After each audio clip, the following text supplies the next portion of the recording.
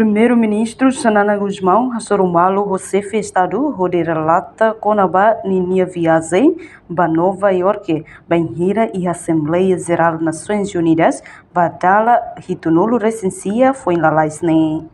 Quinta-feira, Lorontolo Fulang Outubro tinha Rihunrua Ronolo Recinhat e a Palácio Presidencial Albert Dili. Primeiro-Ministro Xanana informa para o Presidente da República José Ramos Horta quando a banha viagem a delegação para Estados Unidos da América foi em Laisne. Senhor Presidente,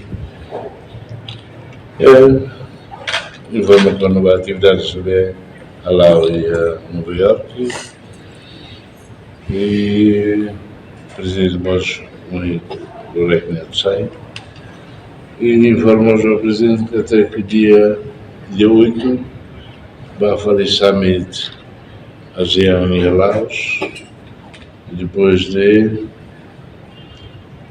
dia 11 Liga a Portugal, visita oficial a Portugal,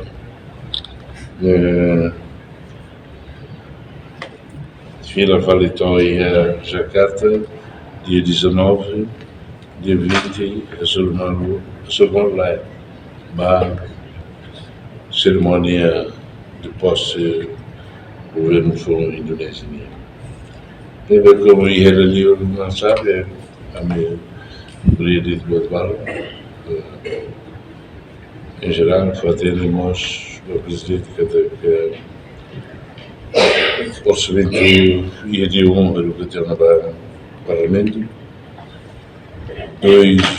total 2 bilhões 600 e tal milhões, vai ver Lolosne, 2 bilhões 107 deite. O resto, né?